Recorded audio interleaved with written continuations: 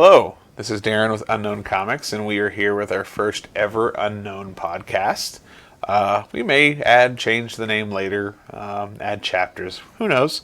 It's already changed since we talked about the name seconds ago. It's. I just don't remember it at this point. This is the first time ever doing this, so there's going to be some bumps in the roads, but we want to have fun. We want to talk about different things from comics to games. Let's go around the room and to our little video tune in, and everybody chime in on who they are.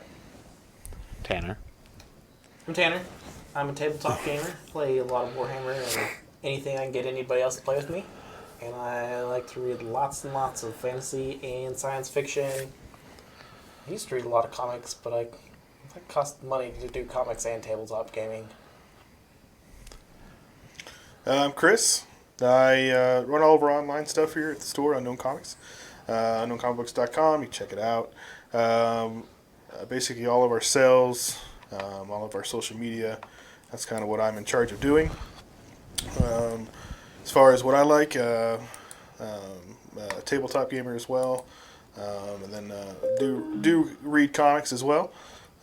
Just not a big collector, so a lot of times I'm just reading to see what the current stories are going on, and then being the guy that sells the comics, I can just put them back on the shelf for somebody else to buy. So it's kind of nice.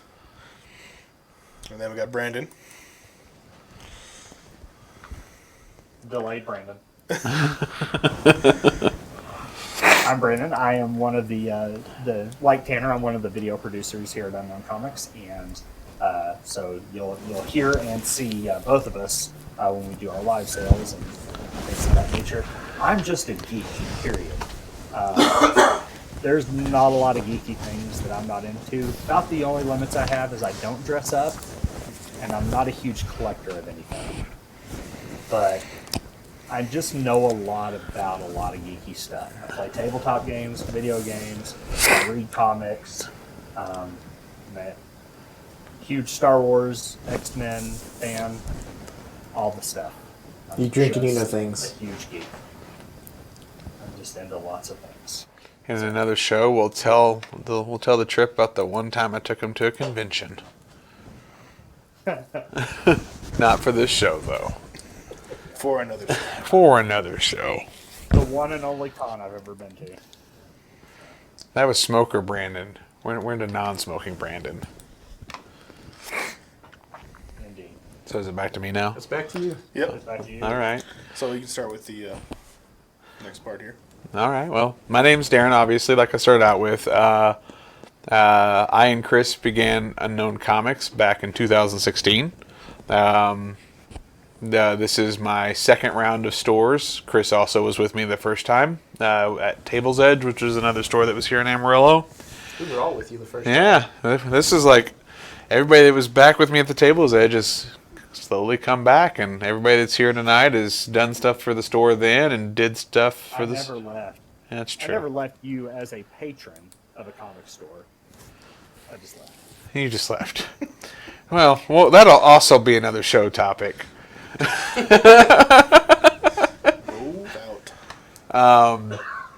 But I worked for Hastings for a few years. I ran their whole comic program. I built their in-store play.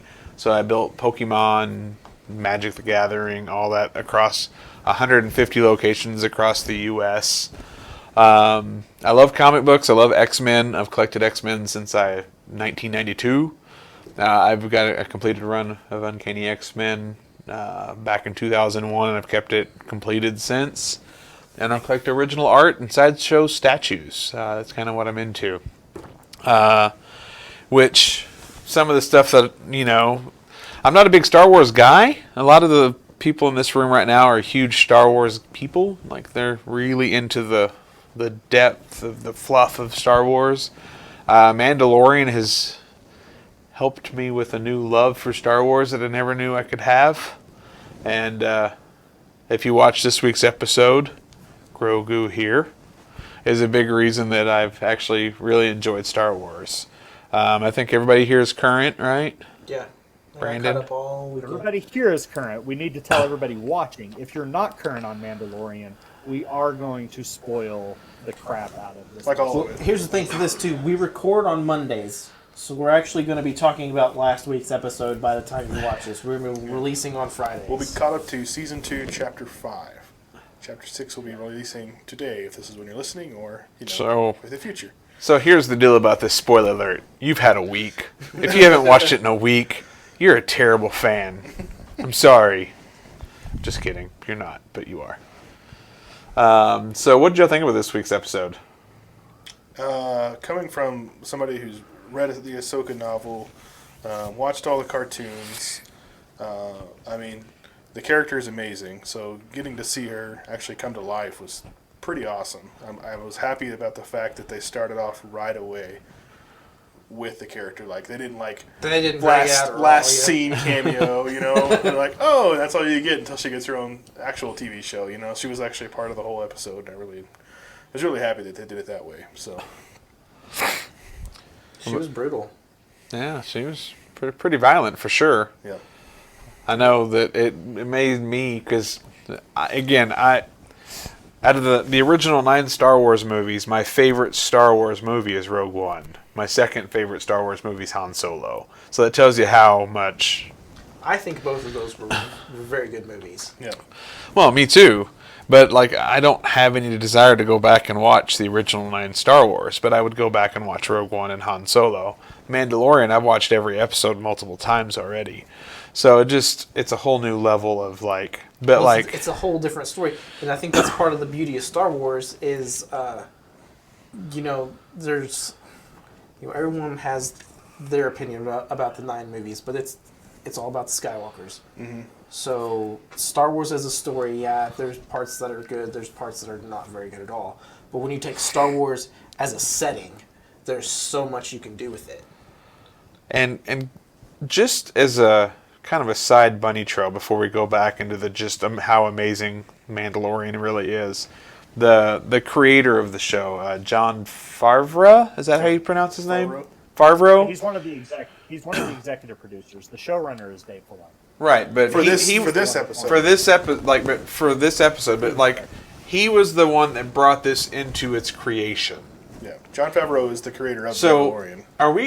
are we to the point now where we can start talking about this generation's Stan Lee?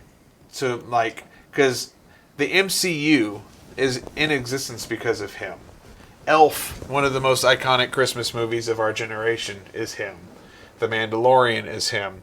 Some of the Disney movies like Mowgli or The Jungle Book. Yeah. Some of those, they're under his control. Are we to the point, are we seeing a modern day Stan Lee and creativity? I really don't think so. You don't think so? Everything's done based off of a franchise that was already started in previous generations. Okay. There's almost no original content coming out anymore.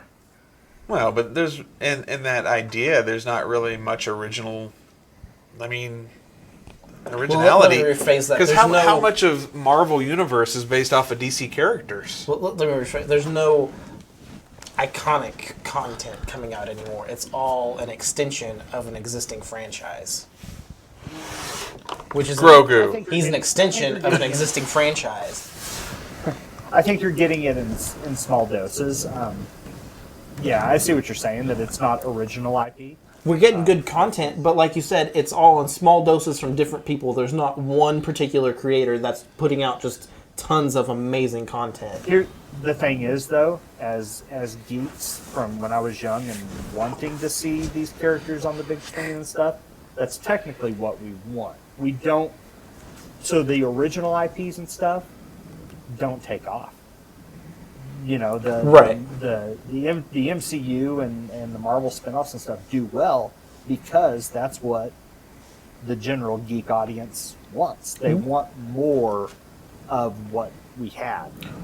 And then when we do get more, we rail against it because it's not what we wanted, And I'm not saying it's a bad thing at all. It's just we have tons of creators out there now, and they're all putting out a few projects instead of one person spearheading it all. I'll argue that Stan Lee isn't as great as He really is. Well, Stan Lee was Stan Lee because of the artists that were around Stan Lee to help create. I mean, a lot of times the characters created were created by the artist, and then they wrote a story around the characters. So, I mean, even Stan Lee wasn't Stan Lee with that. It's the whole LeBron and Michael Jordan debate. You know, it's all about the people around you. Well, and it depends on what you're into too, because I think there's a lot of authors. I read a lot of the Warhammer stuff, and I think a lot of those guys are awesome.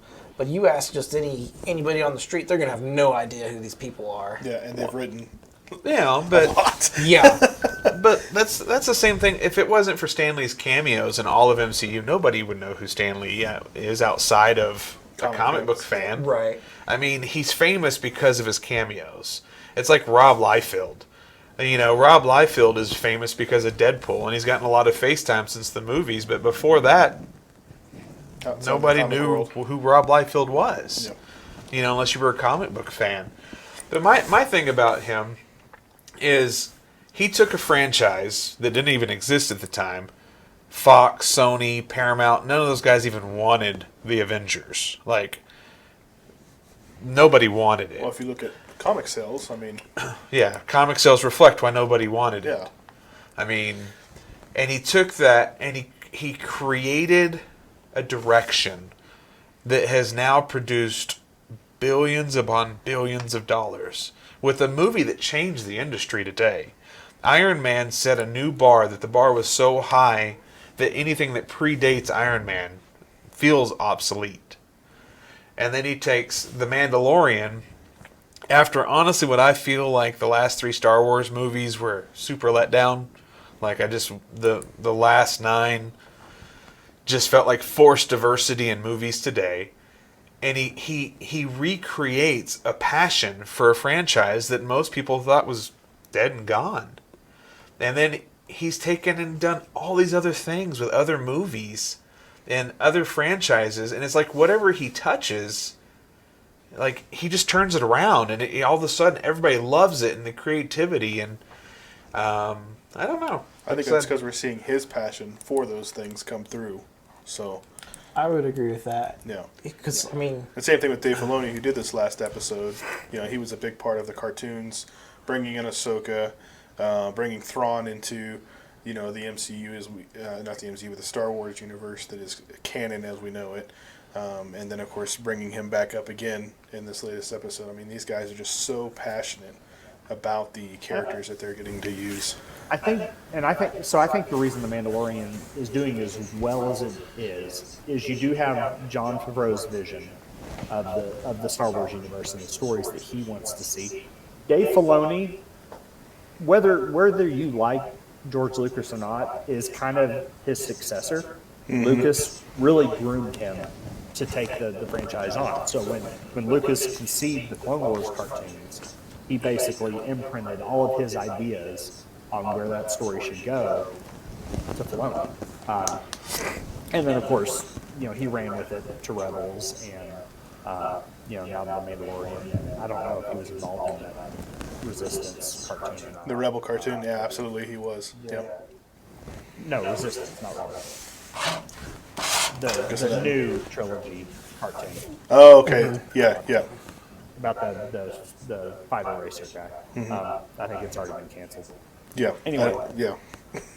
So, what's cool is because Dave Filoni was able to kind of seed all of these story arcs in the original or in the prequel trilogy time and the original trilogy time. Now we're kind of getting this space that kind of skirts in between the original trilogy and the sequel trilogy. He's able to take all these plot lines that he's created and thread them through, and that's where The Mandalorian is. You've seen The Mandalorian story arcs everywhere throughout the saga. Well, it's definitely made me want to go back and watch the cartoons as somebody who's never seen the cartoons, just to know the history that I'm missing out on. Yeah, I mean it's chock full of stuff. I mean, there's so much in there. And what's cool is you don't have to go back and watch the cartoons in their entirety. You can pick out, because pretty much everything was kind of done in like 3-episode arcs. right? You can don't go back understand and how I watch work the at all, bro. I have to watch it all. arcs. And well, I mean, you can. I'm just saying you don't have to. You know, and so like because I had watched all the Clone Wars, but I had forgotten half of it. So you know, when the Mandalorian first came out, I went back and watched all of the Mandalorian arcs with Satine and Night Watch and everything like that. And then you can go into Rebels and catch. Rebels wasn't structured exactly like Clone Wars was. Clone Wars is very 3-episode arc. I mean, that was a very consistent thing that they did. But the way he's tied it all together has really impressed. And it was cool that, you know, they brought Bo-Katan in, Yep. you know, or 2 episodes ago? 2 episodes 3 ago. episodes ago. It was 3. Because the middle one, he went back to Korad? And he did the little, like, Yeah. blowing up the stormtrooper ship thing. Yeah, and then we find out about the testing and maybe even the tie into Snoke. You know, we have no idea what they were doing there with the clones. Where they only got a small samplings of Grogu's DNA and he needed more. That is actually a harken back to a video game, to an old video game called Dark Forces. There were special genetically modified stormtroopers called Dark Troopers, and that's what that was actually a potential callback to, was the Dark Forces. Well, and then we saw that again at the end of the latest one, where we see Moff Gideon going down the hall, and there's all these Dark Troopers. Yeah. Mm-hmm.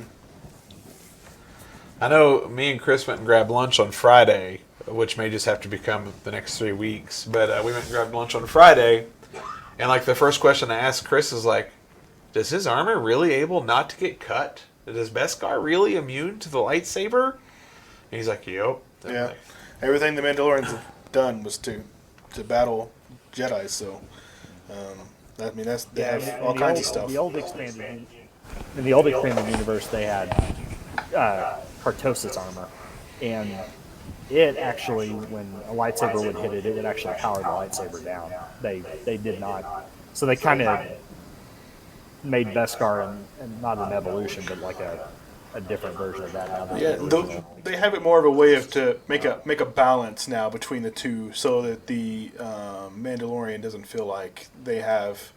It's more to even the playing the field, you know. Even though they don't have the Force, they have different things to help them pull somebody over, or you know, the fire, just different things to combat a Jedi because they don't have the same abilities.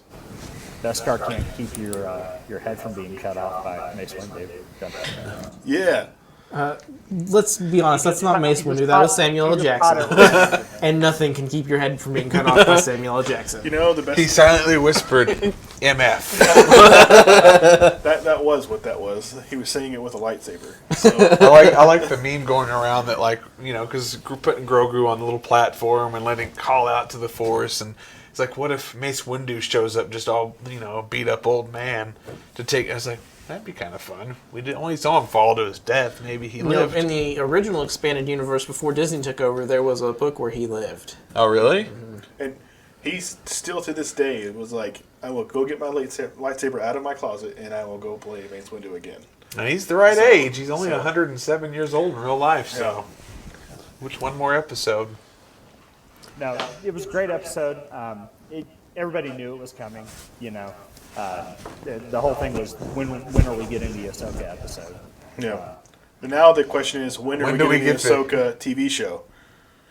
Right. Which And is- if Bo-Katan's going to be a part of that, or is she going to come back in this? Like, how are we going to get, you know, that storyline? Because, I mean, you can't just bring her back for one episode either. You got to bring them back for more than that. Well, Bo-Katan, you would think that. I wonder if they're going to have, like, the way they ended season 1, where he kind of goes and gathers everybody he's met through season 2, and then have some ending to season 2. But I think we're down to 3 episodes. Yeah, well, you know, the other thing is, we got to talk about this, is at the end of Rebels, Ahsoka wasn't the only one that left. She had Sabine with her, and they went after Ezra. So are we going to see Sabine? Are we going to see Ezra? You know, Well, he said she told him to go to a alluding to- planet and see if a Jedi would come and find you. Is that Jedi maybe going to be Ezra? You know, I mean, there's all these different things that are still going to happen that would be really cool to see if they bring those all together in this season. So, Or do they recast for Luke Skywalker? With Sebastian Stan Shaw. I think they He looks just like him. Yeah. I think it would make the most sense for Luke to come.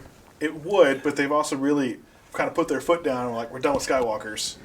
So I see that, but you can't be done with the guy that sets up the whole new Jedi Order in this time period. I mean, I don't know. I Maybe you think don't have to it'd be bring them so somebody else. early. I mean, it's the same thing to do with the Rebels. I mean, you never saw Because really how many? Skywalker in there, except for Darth Vader, of course. But I mean, you never saw anything else outside of that, and that was going on at the same time as the movies. You know, So, I wouldn't. You as know, far I as wouldn't even timeline goes. think that we'd have to keep him in there. But it would be nice to see him at least set up the order. Maybe he assigns him to another Jedi to train with, So or something like that. But Are we going to find out who came and helped Grogu escape? That's another good question. from episode 6 to episode 7, how many years are in lot. between? Is it like 50? I think it's at least that amount. It's I believe it's 30 years. So 30 years. So Grogu would have been approximately, if he was there when Anakin went all crazy on the younglings, he'd probably only been like 10, 15 years old at that time. It's possible that he was older.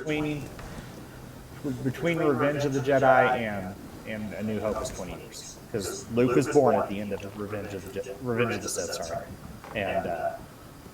And then, of course... So I mean 20. Well, this would have been all the way back to... Because I'm thinking that he's probably been there since we saw Yoda and Yaddle Yaddle. in episode 1. Wait, right? that's how you know that they're not the parents, because his name is Grogu. Yoda and Yaddle produced I'm pretty sure Grogu. at the very She first was only- episode they say he's 50 years old. Yeah, He's 50. Now, we don't know how much time has passed since Mando's picked him up. Like, there have been some time jumps. And things yeah, like that there's as been well. some, like, he's grown, he's looking a little bigger. So I There would was multiple weeks that he spent on one planet. and then, for like, sure. the whole science of, like, It had the to way be- warp travel or Yeah. hyperspeed In works Star is... Wars universe, hyperspeed takes days.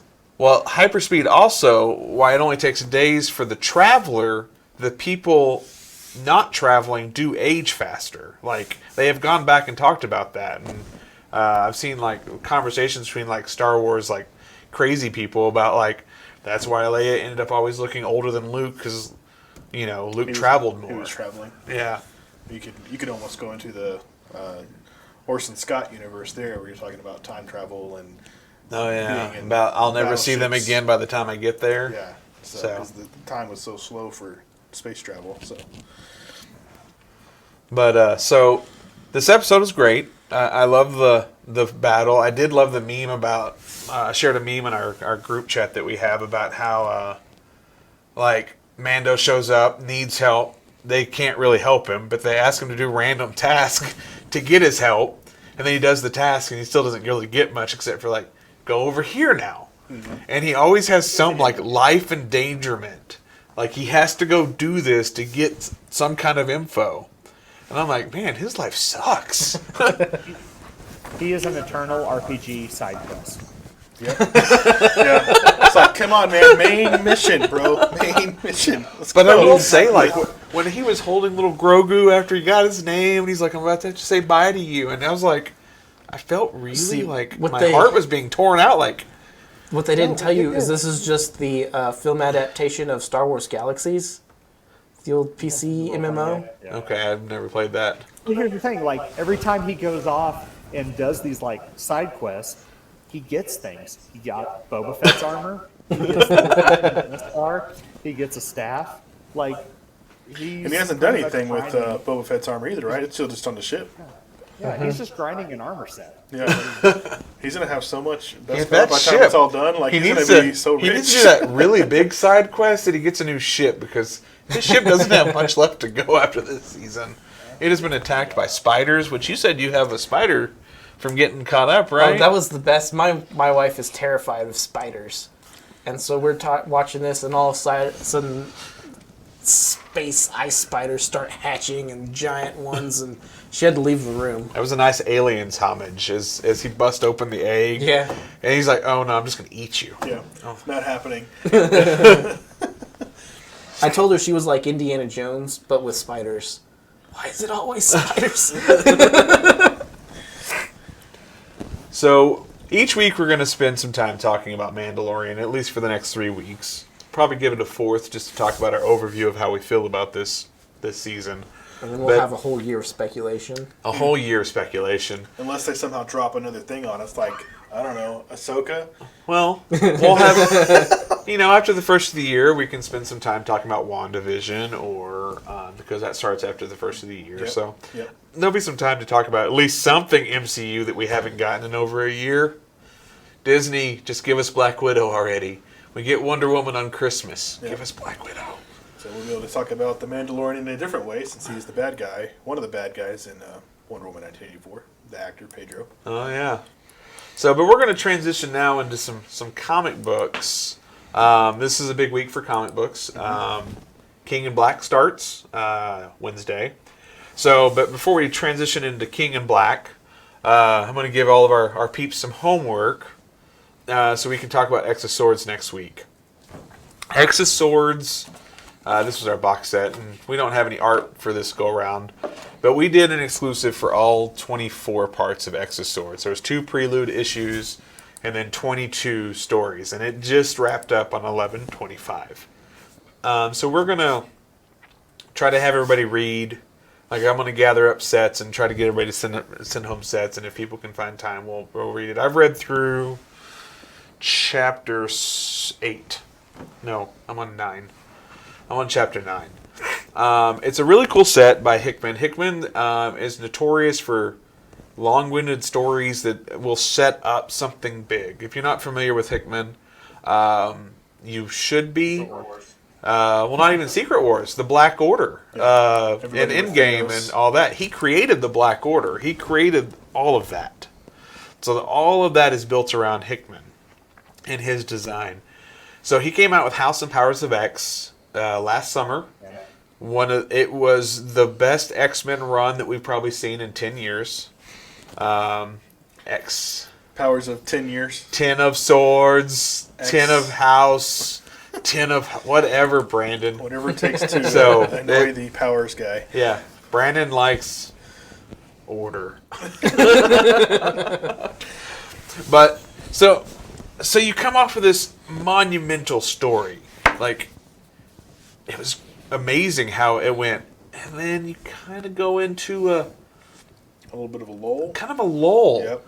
From X-Men 1 until X of Swords, 10 of Swords starts. And I'll tell you, like, it was worth the lull getting here. I don't know where we go with, I think we're going into Reign of X, because this was all Dawn of X. Yeah, I think it's the Reign But of I know it's a 5-year plan.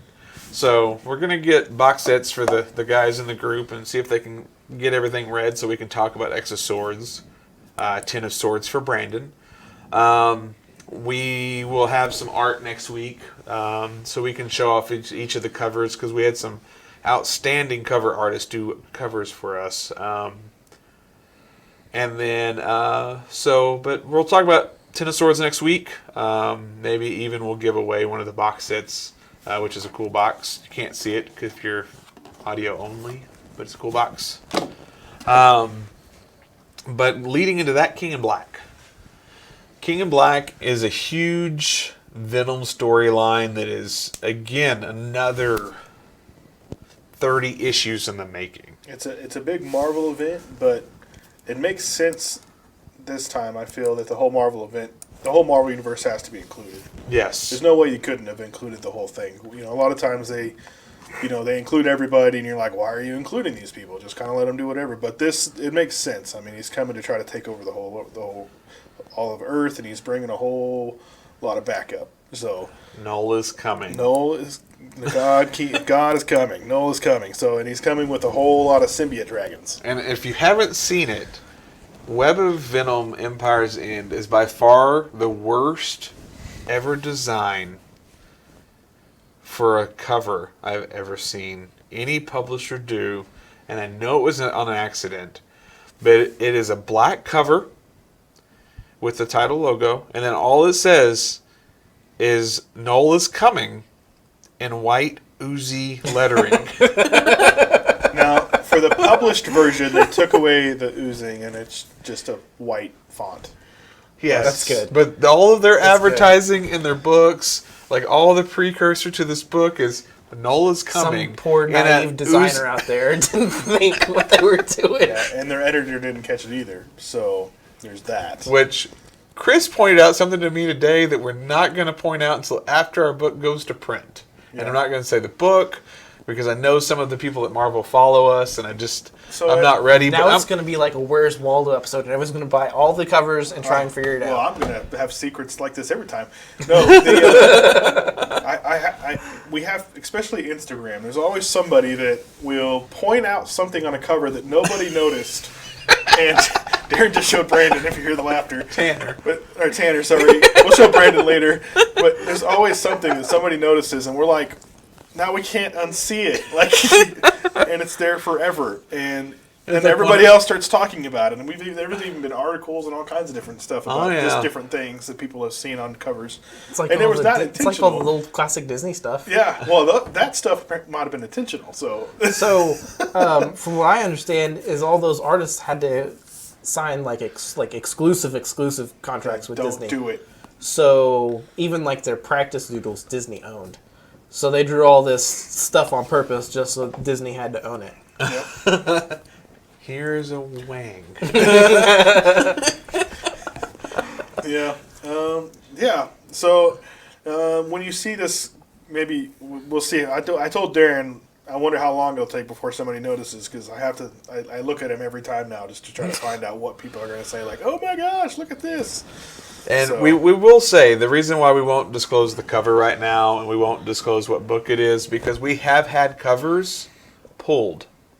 And The cover's amazing. the cover is amazing. It's spectacular. Yeah. But we've had covers pulled because we'll share them and then the world gets all uppity about it or says something. And then we have to fight to keep our cover because it's there's no time to get a new cover. So Yeah. Well, and overall, the cover's still great. yeah, it's spectacular. It So- just could use a little bit of an adjustment here or there, and we wouldn't have to. We could unsee Because things. there might have been an adjustment happening.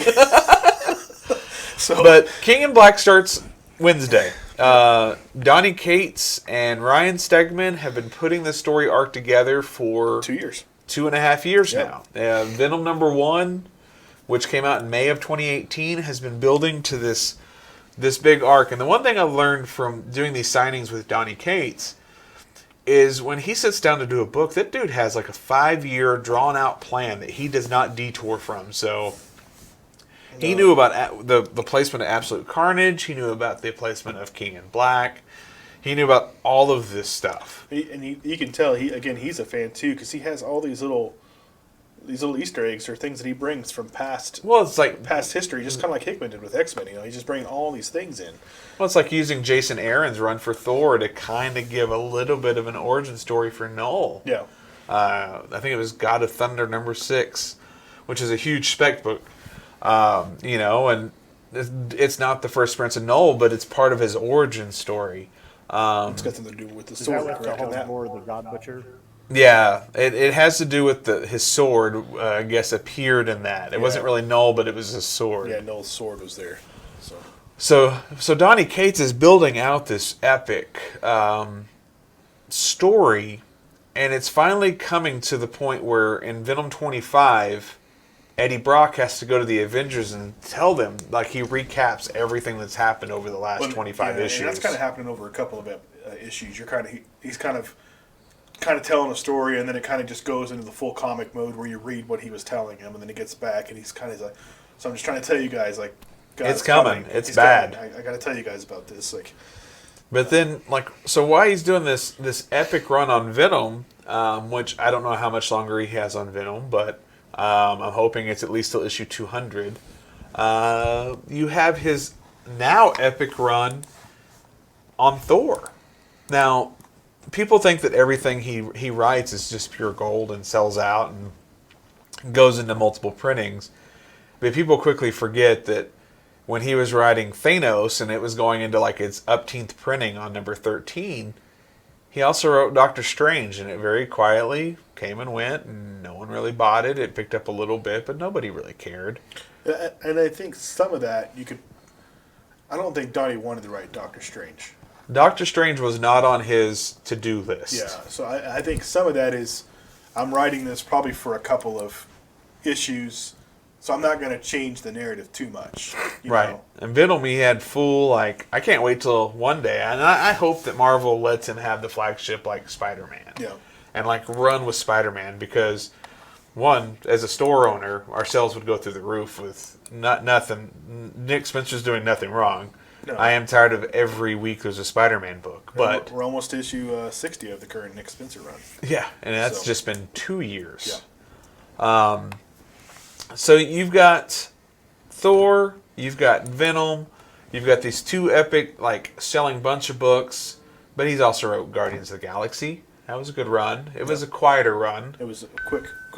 Quick, it was like a 12-issue series, and it was over. But you got Thor, you've got Black Winter. I don't know if y'all saw on Twitter. He said, if you haven't read it yet, you've had plenty of time. So Black Winter was this huge spec book follow Donny Cates on through Twitter. the summer. It's the only thing to do. Yeah, he'll keep you entertained. But he killed off Black Winter pretty quick in Thor 7. Like, it was like this, he killed Galactus, he killed Black Winter, and then, like, there was a little bit of, like, Black Winter showed him something about his future that scared him, and that was kind of the end of that story arc. But just this week, he started talking about how not done he is with Black Winter. So Black Winter's not dead. Well, and I think we see that where you see the little Black Winter flake kind of come up at the end of Right. that issue. He's not gone. Right. It's kind of like Superman in the movie, Man of Steel or whatever, or Justice League. What am I saying? Batman versus Superman, whatever it is. Yeah. You see the little rocks move at the on the top of his. So it's he's coming back. And so. and it follows the same history of Venom, because with Venom, the first 6 issues were about Null. And Null died at the end of 6 by being shoved into a furnace, and they thought they killed him. Well, Black Winter, Thor goes like pure God mode. Mm-hmm. So I hope that there's some way, and I know Thor is in King in Black. He is Thor the Allfather right now. Yes, he's Super Thor. Yeah. So. I do hope that somehow Venom and Thor kind of have an encounter outside of the King in Black storyline, just so we can kind of see the two probably biggest books in Marvel right now kind of run into each other. I think that'd be kind of cool. But so King in Black Wednesday, huh? What's crazy is 10 years ago, not 10 years ago, 15 years ago, to say Thor would be one of the biggest books in Marvel is like Well, let's go over. crazy. Well, If Jason you would have said Aaron's run of Thor was huge. I mean, Jason Aaron made Thor not just the dumb, other hulky guy. You know what I mean? Like, he really helped Thor come. Yeah, he took over Thor back when we had the Table's Edge. Yeah. I mean, And that was kind of when he got his. And he was responsible for Jane Foster and all that kind of stuff as well, correct? Or is No, that way predates. Okay. So I'm just thinking of the newer stuff with him, the Mighty Thor. Yeah, well, he did do the Jane Foster run with the Yeah. female Thor. I thought you meant like, I was like, Jane No, Foster yeah, ran that's since what I like thought he was with 84. Like, what we're going to be seeing in the new Right. movie coming up, yeah. yeah, that was, again, another architect of the MCU as we know it is Jason Aaron. You can see Jason Aaron's fingerprints inside of the MCU in different places. And when this Thor God of Love and Thunder comes out, that's going to have Jason Aaron's like handprints all over Yep. it. He's going to have rubbed it all over. Yep, all over. So we're gonna get into King of Black. We're gonna keep up with King of Black. We're gonna keep you guys up to date on that. Other books this week that are gonna, I think, be a big deal. Again, guys, we're filming this on Monday. We're recording this on Monday. Y'all are gonna see it on Friday, so we haven't got to see this week's books yet. The other big book this week is from DC, and it is Batman Catwoman #1. I think we've been waiting a year for this book to come out. Yeah. Just It's because been it was right supposed out to a be year? January of last year, I believe, when it was supposed to come out. So And it got pushed. It didn't even have anything to do with COVID originally. It just got pushed Doesn't it- because they wanted to make sure they had enough art done. well, they wanted storyline. Clay Mann to do the entire series. They wanted Yeah. no filler Yeah. artists. They wanted Clay Mann to So they do had the to give whole him thing. enough time to get enough pages done, so that it was just him and Tom doing this one. So And So this that- is like that's- an R-rated series too, isn't it? it's Black Label. I don't know Well, what Bleeding- they're going to push, so I have no idea on Well, that. Bleeding Cool led with Batman and Catwoman are going to F. Well, I'm like, oh my lord, that's really what you went with? they've already for sure said there won't be any more Bata Wings in the comics, so we're not going to Well, see they only that. said 3 characters are off limits, and it's just the Trinity. Yeah, so there might be some Catwoman things, but there won't be any Bata Wings. But it's supposed to be just kind of a story of their relationship over time. It's not going to be set in one time frame, so it should be a pretty good book. So it's going to kind of jump around with their relationship and kind of give us stories that we've never encountered before. I should have brought the exclusive out. It's sitting next door. Yeah. You know, live and learn. You can't see it anyways. Yeah, we could have. Some of got a you little bit can. of spoiler. Our backread 17 there. followers on YouTube could see it. I think we have more than 50 now. So Ooh, yeah. 50 followers on YouTube. So if you're listening to this on podcast, you can find us on YouTube. You search for Unknown Comic Books. You can find us on Twitch. Same thing. Search for Unknown Comic Books, and then of course Facebook and Instagram as well. Yeah, we're all over the At place. Unknown Comic Books. So we are going to segue Well, into. I gotta. Still in the comics, it's not a huge deal, but the first 2 issues of Marnius Calgar have been fantastic. Yes, Have they? Absolutely. They're very good. Games Workshop teaming up with Marvel, I think, is an amazing thing. I'm still really bitter looking about forward that. to it. I couldn't tell you. No, it's not right. You know what? I have them right here. Yeah, I was about to. I can look it up, but if you've got one here, but it's been great so far. Not like a typical black library. No, it's Marvel in charge. It is a mini series. They are still using Games Workshop writers, but they are using some Marvel Karen Gillian. artists, which is Oh, great. he does a lot of great stuff. And they are using some Marvel creators as well. So it's great to see that they're actually, letting the 2 companies work together on this licensed material. Except for with us in exclusive. Kind of spoiler alert. No, I mean they've had a time to read it now, right? Yeah. I was very surprised that GW let them kind of do Calgar's origin story in the comic books. Huh. Yeah, and that's really what we're seeing. So this is the Tyranid fight? Because isn't he famous for a Tyranid battle? No, This I mean is we're actually- talking like pre-Astartes Oh. Calgar. So to really spoil it for you, Marnius Calgar isn't Marnius Calgar. He died. Dun dun dun. Oh, okay. Marnius Calgar died sacrificing his life for Marnius Calgar, who just took over his Was name. like his. So is this he was like a his- Princess Bride kind of thing? Like it's whoever's the new... So, see what happened was, it was the servant. It was his. It was Marnius. Well, I think it was somebody who was going to be training as well. It's more like his best friend that just wasn't as good. But he was a slave to the Calgar family. Yeah. I mean, but he was still training. They to were become a friends. Marine. They were So best friends. this has a biblical story to it then of David and Saul? I mean, doesn't because all Warhammer in a Marnius way? was Yeah, good. that's true. Marnius was good to the slave. I mean, they were best friends. Well, And so you was could do Saul that. and... Or not Saul. It wasn't... Was it Saul? It was Saul, right? Saul and I'll try to David. kill David. Yeah, a Yeah, lot but of times. that was... But he was best friends with the Hunted him down son. and whatnot.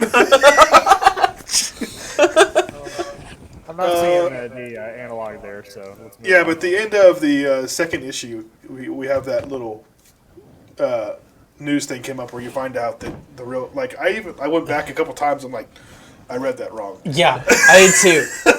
I was like, no, I missed it somewhere. That's the wrong kid that just died. Yeah. It's like, I was wait. like, no, that okay. I was like, I see he's what you not did dead. there. They're gonna bring him back to the med place. They're gonna those Adeptus Mechanicus guys are gonna fix him right up. Yeah. He's gonna be fine. Nope, he's dead. Yeah, Not even a dreadnought for him, huh? Nope. yeah. Because then the next page you go to, it's this panel of the memorial where they had Marnius Calgar, the original Marnius Calgar, how he died. He was like 12 Well, years so old or something. I thought it was odd earlier in the issue, like in the present time, they're walking through the Calgar Palace, Calgar and some Admech people, and he's talking about. For one, there was like an urn with the Marnius Calgar plaque on it. And I was like, that's kind of weird. And then he's talks about how big of an honor it is to have the Calgar name. I was like, that's kind of weird. Like, Yeah. You're kind of born with it, bro. yeah. So, I guess he So- wasn't. Yeah. so this is actually an origin story that's never been told in any other... This is Not to my outside of knowledge. novels. This is not part of normal. It is canon, but it has not been canon before. So I mean, this is they are using this platform to really. I mean, a way to really knock off with the Marvel comics. Just to really So get people to want to go read what they're trying to put in these things. So I feel like this is Marvel is just taken from the parent company Disney right now and just saying that's mine. That's mine. Because right now, If the rumors are true with DC, they might be doing. that's mine. That's mine too. And just might be the publishing rights. But The reason why I say that is, okay, over the course of the last few years, Conan has been a Dark Horse book for years. Poor Dark And then, Horse. that's where I'm going with this. Poor They Dark just Horse. go, we want Conan back. Yep. And Conan sales have been great, so it worked, because Yep. no one bought And Conan in putting the him in Dark the Horse. Savage Avengers was super smart. Yeah, because he's all, like, people love him in that book. Yeah. But then, it gets around to this year, because this was last year's endeavor for them. Well, I this guess year, it would have been last year. COVID's kind of stretched the year. yeah, it feels like this year's been forever.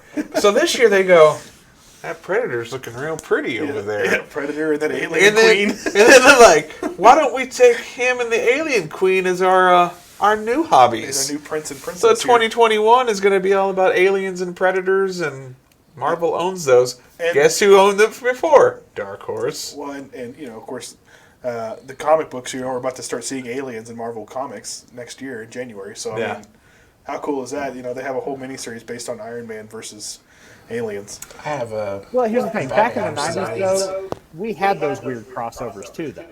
It's not even a crossover now. It's just, we own this. It's ours. They're literally just going to be aliens in the Marvel universe now. Because there was a Batman and Predator. Yep. Yeah. There's also like a Spawn, Aliens. Star Trek crossed over with everything, And That was back when Star Trek was... Star Trek's still cool. Yeah, I mean, I keep up with the new stuff. Picard was great. Discovery's a great show. If you haven't watched that on CBS All Access, you should. It's great. IDW still has But- Star Trek. But if you didn't know, Warhammer, up until this point, has been published by Titan Comics, Which is a British company. which is a British company, when GW is also a British company. out of the UK. And somehow Marvel's just like, that's ours now. I don't know that Marvel was like that more than. So then GW is like, we want this to be popular. Will you do it for us? Yeah, because I mean, it was the same thing. There's Because- there's still 5-book arcs right now. I mean, they may eventually have something Well, ongoing. and if I know GW, I don't think Marvel has just a ton of creative control over it. What's in the book? They probably have to clear it all through GW. it's, still, Oh, it's it's- just like Lucas. It's all licensed. So Star Wars is published by Marvel, but it's definitely. Yeah. Don't get me wrong. Marvel does have some influence there because it's all Disney. But it is definitely Games Workshop, Right. with the creative power there. Wouldn't it be strange if 2021, all of a sudden we see the mouse just hug Batman and be like, come home. Come to me. Wouldn't Well, it be a weird year? But it wouldn't be movie rights. I don't see No, I AT&T never- ever giving up the movie I- rights. I see, like, But AT&T the going... story publishing rights, absolutely, I could see them. I really see, like, if in my opinion, I see the publishing rights to DC. If something, God forbid, happens... Going to then Dark DC Horse. No, I see him going to IDW I- or I- Boom Comics. I could see Boom. But IDW already does, like, Marvel's Kids lines, and they do all, like... But they're so terrible at getting things out and published. Well, that's true. If you're watching IDW, our only complaint is hit your street dates, damn it. Or at least get some of them close nowadays. They're all like 2 months off. Hey, look! And I know some of that might be because they're trying to fix print runs right now because apparently, they haven't been printing enough. They're not even getting close. Oh, yeah. I mean, the Crow, the Leviathan, Momoko covers, we've never had even one of those in They've just stock. all lost count of what day it is. Yeah. Well, this year, okay, just as another bunny trail, as from, we're one of the larger online companies for comic distribution to the retail channel, and I've never been more flustered than this year. I understand COVID shut down printing for 2 years. 2 months. 2 months. 2 years, we would not be in business. 2 months. It would be So- in business. And then DC divorces Diamond and says we're going to do it on our own. Which and still sucks. Which still sucks. And then now they've divorced. Now they've divorced One or the other. well, another company divorced them. Yeah, I guess it was the other way around. From what I understand, Midtown divorced them, which is UCS. And Lunar's doing a good job. We have no problem with Lunar. Yeah, we've been using It Lunar just since sucks our time. having to order through 2 different companies and having 2 different FOCs. But honestly, right now, DC's the only one hitting their street dates. Yeah. Like, out They of did- all... They did a lot of work this summer to get caught back up. And they were really good at being hands-on with the stores on telling us this is exactly what we're going to do as far as getting these books out. Now, outside of the Wonder Woman variants, which DC can just shove somewhere, they have been really good about getting their stuff actually out to us. So and communicating And as much actually as possible. early, like we'll be going through pulling books like, where's Catwoman 22? Oh, that came out last week. Well, that's not what my paper says. Yeah. So Put it on the street date. Don't no early. Yeah. It comes out on time.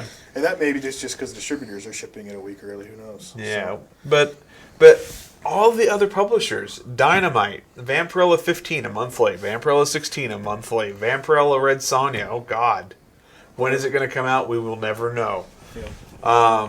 IDW.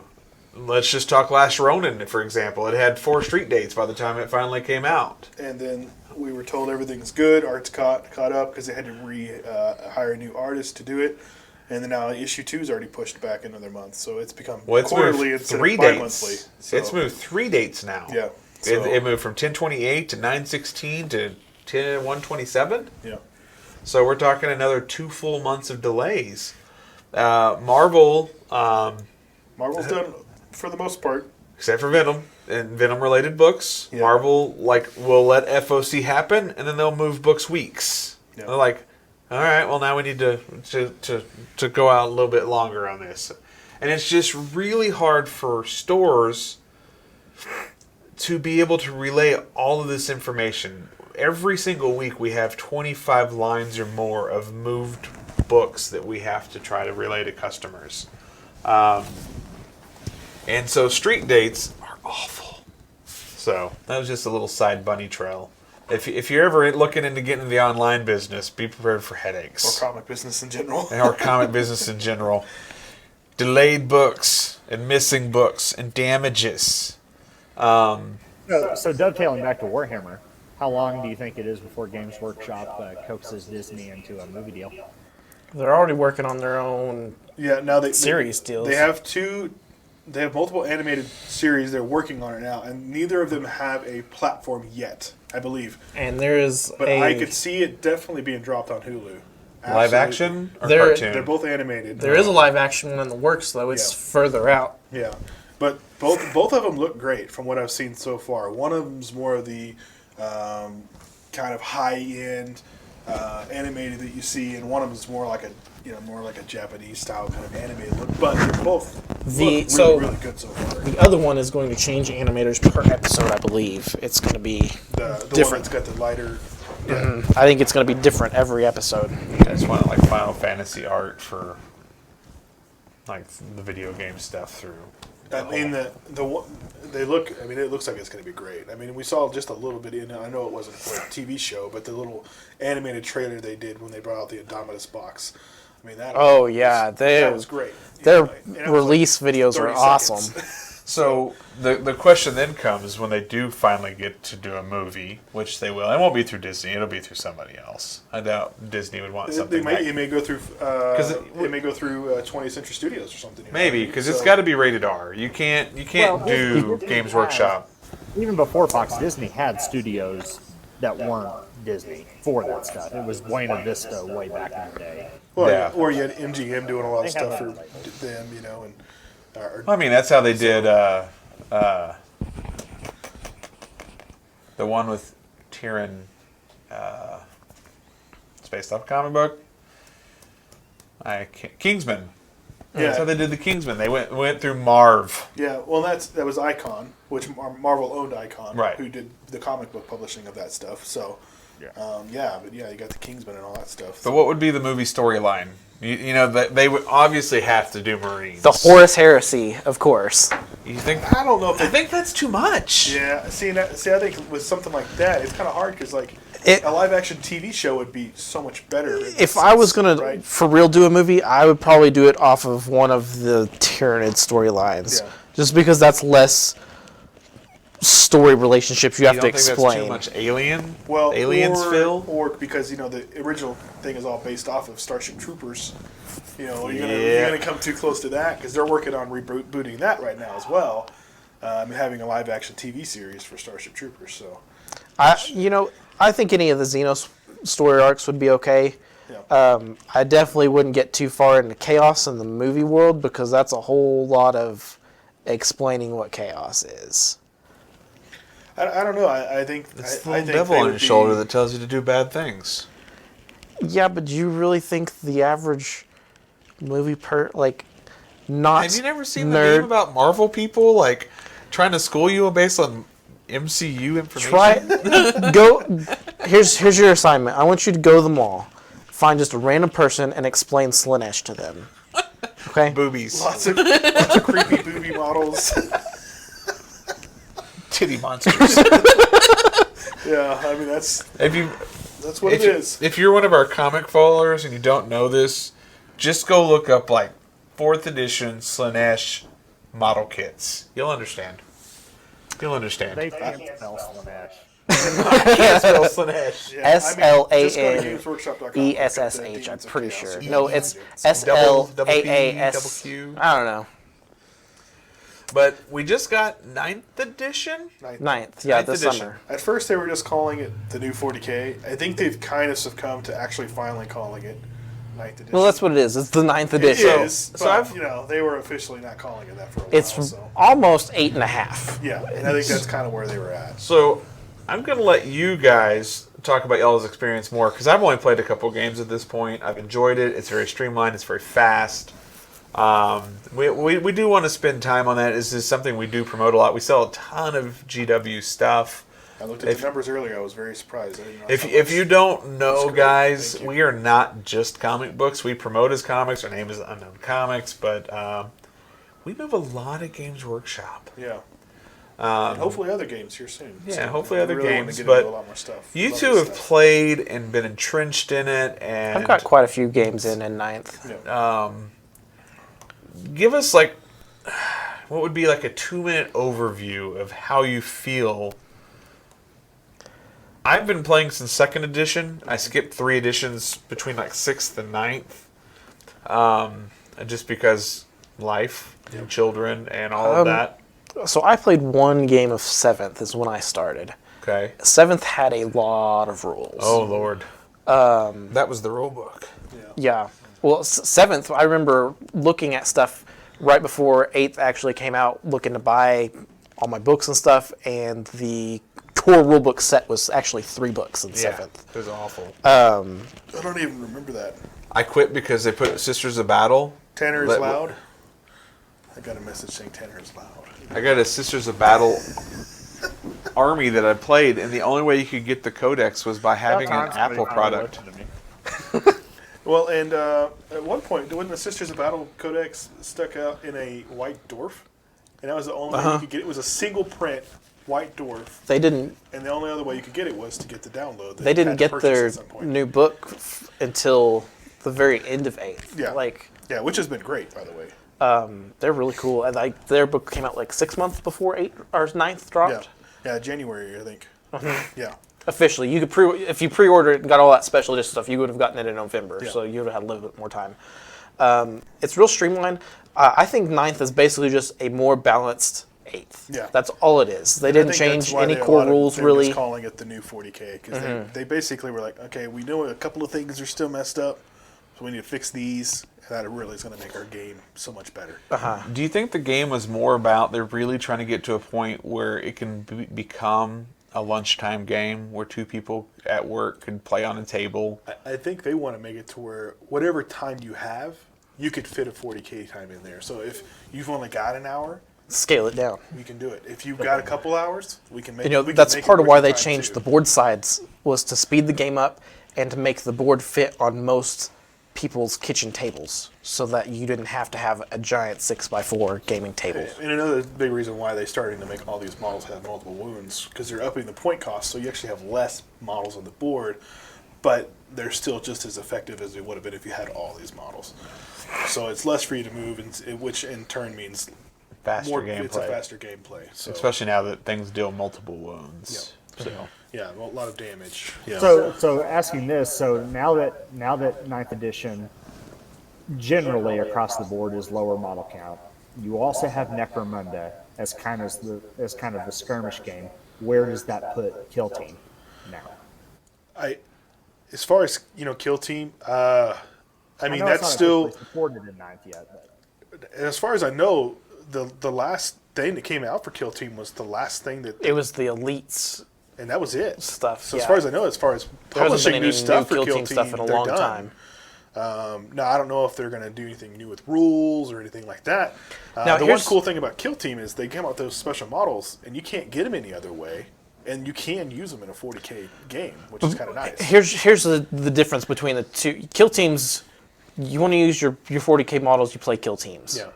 You want a completely different model aesthetic, you go Necromunda. Yeah. Because you can't.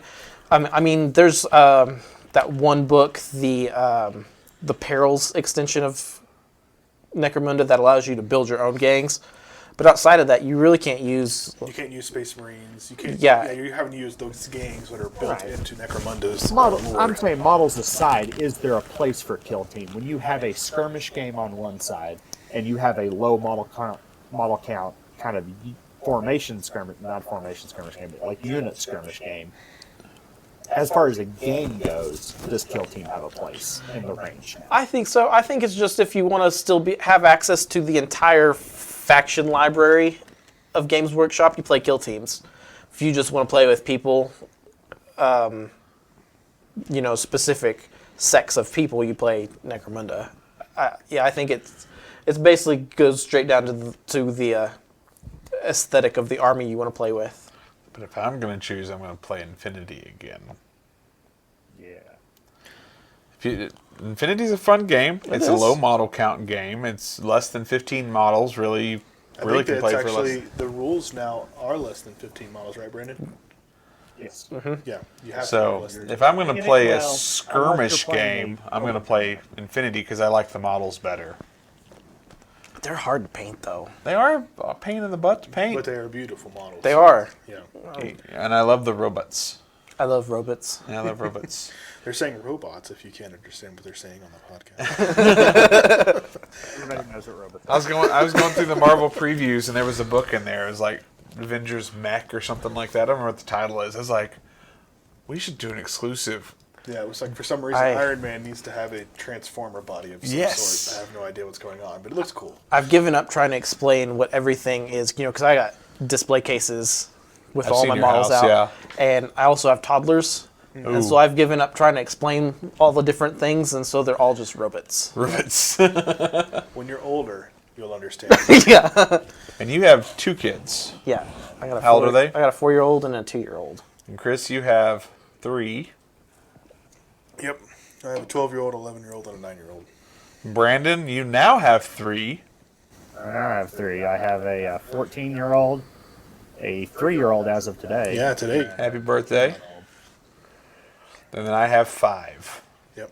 And I They 11. range from 30 to 1. Well, Heather has 6. it's true. It's true.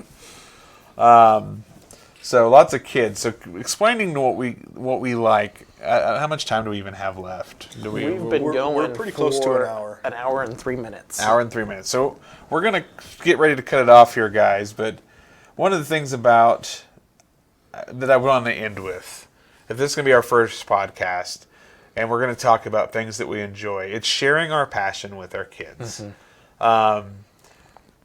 My kids, they range a 9, 11, 9, 4, and then I have almost 2-year-old twins. My 11-year-old is a girl. She's kind of into some of this stuff. She loves Stitch. She'll watch Mandalorian. She gets super excited about Mandalorian. My 9-year-old, though, is a boy, and he loves anything that I love, from 40K to Grogu to comic books. He carries around all of his comic book collection in one of my old GW model cases. So they're all beat to hell, but they're his, and that's where they're at. Because when he gets a comic, the first thing he does is take it out of the bag and board and chunk the bag and board. He throws it away. It gets in his way of reading. You should at least save it and bring them back up here. And, well, yeah, probably. But it's probably already damaged, from the other children. And my 4-year-old, she'll sit down and watch The Mandalorian with me. And she's like, is Baby Yoda on yet? Is Baby Yoda on? I was like, no, not yet. Okay, I'll wait. You know, and then the twins have actually sat down and actually watched The Mandalorian even before 2 years old. So My kids, they really like watching the DC animated stuff with me. even The Killing Joke. I haven't watched that with them. We've mostly watched the Superman movies. Okay. Oh, you're a weird Superman fan. Gotcha. Yeah, I'm a weird Superman and an Aquaman fan. Well, and most of those probably aren't going to be inappropriate like the Batman ones. No, Right. No. Most of the Batman animated ones, unless it's like the '90s cartoon that was for Right. everybody to watch, you don't watch that with kids. My son, he loves Flash, and I know I like a lot of the more obscure, less popular characters, but I did not push that on him. He came to love Flash by himself, and my daughter, she loves Wonder Woman, but she can't say Wonder Woman, so she just says Supergirl. Okay. Now, did you watch the CW Flash, and that's maybe why your son loves the Flash? I've let him watch it. I even let him watch the '90s live action Flash. Weren't you the one that brought me, or shared with me the YouTube of the original Fantastic Four movie from the 90s? You watched some weird stuff. It's good. The cheesier, the better. It's terrible. The what is it? The David Hasselhoff Nick Fury movie. Oh, yes, that one's awesome So too. I That one watched never even got aired, right? It did. No, the only Fantastic one Four time. never Fantastic Four didn't. You But have like to. the Shield or Fury and like Generation X only ever aired like one time each on TV, remember and I missed Generation both X. of them. Yeah, because that was on Fox. I don't know where he got it from, but he loves Flash. I got him one of the pop vinyl Ultramarines so that he can play with me. Nice. He's Pretty probably sure I have a pop vinyl figure out there. There's like a pop vinyl figure for everything now. yeah. There probably is. He's probably gonna be a salamander player here in a few years. I told him once he can count to 10, I'll teach him how to play. The McFarlane action figures for 40K are pretty awesome. They are So, nice.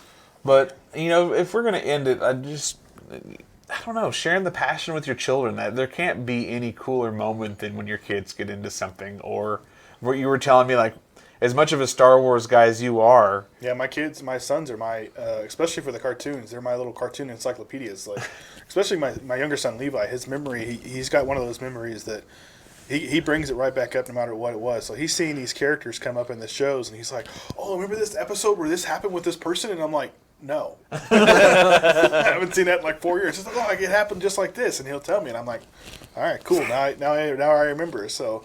It's really cool to see, just how excited they are about, the lore. And, I listened to quite a few audiobooks, and I've been doing a lot of the Star Wars ones. And so, he's starting to listen to those and go through some of the novels and things like that as well. So it's really cool to see my 9-year-old, and my 11-year-old reads a lot of this stuff too. But it's cool to see how excited the 9-year-old is about really diving deep into the Star Wars stuff. So When my son was a year and a half, I'd pick him up from daycare and we'd go home.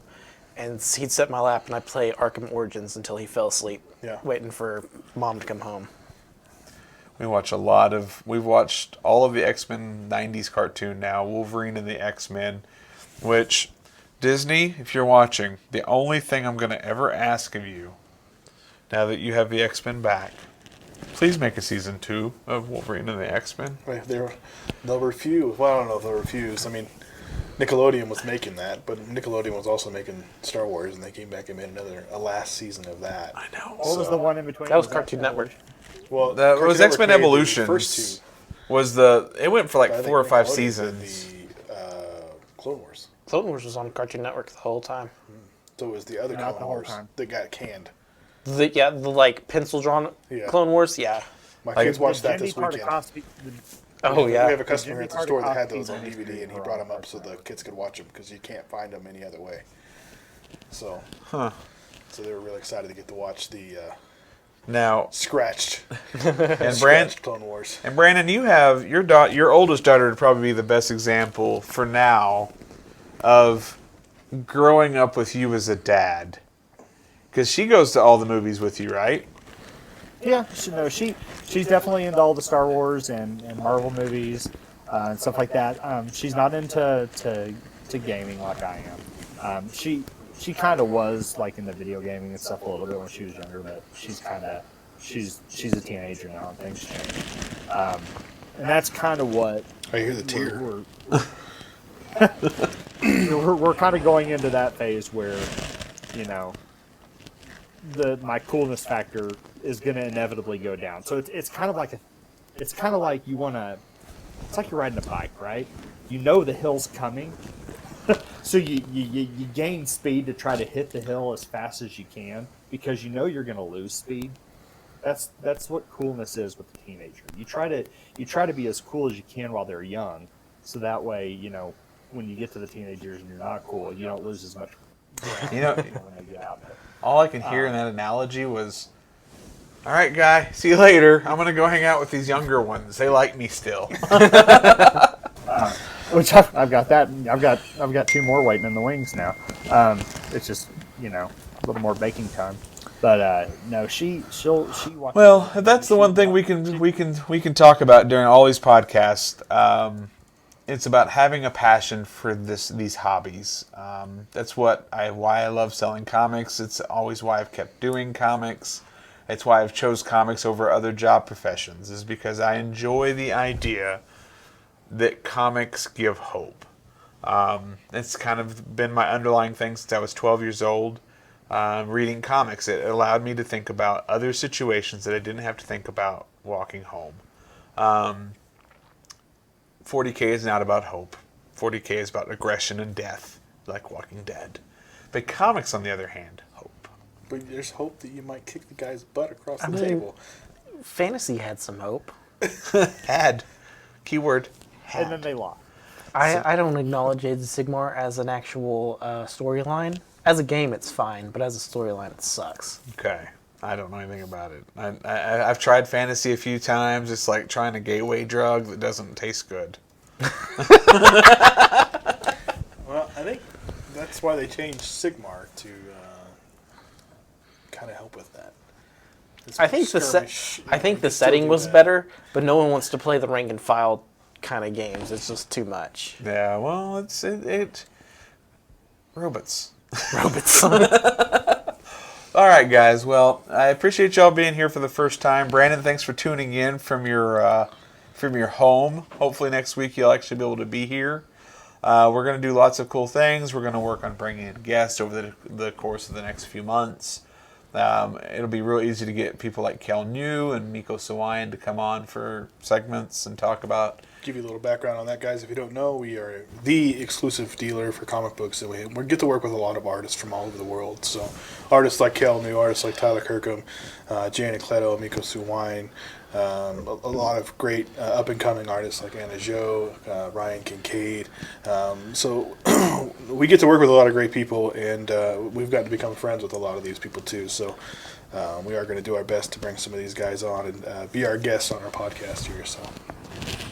Yeah, so but we appreciate you tuning in, guys. If you're part of this first one, like with everything that Unknown Comics does, we will always have a trial and error period where we will change things up. We will invest in things that we think will make it better. But stick with us, and we'll bring in talking about speculation books. We'll talk about movies if they ever come back. Right now we're not that I'm complaining, except for TV's all about COVID, but. We'll talk a little bit about the stuff going on. But we want to make sure that this is fun, it's lighthearted, that we really talk about the passion of comics, the passion of gaming and movies, and just all things. Nerd is a bad terminology now. I really think nerds won, and now we don't have to claim it as a nerd thing because everybody loves it. So we won. All right, guys, we all grew up, we all got married, we bred it into our children, and we won. So it's no longer a nerd thing. I think it's funny that he was staring into a camera that's not so but that's always good.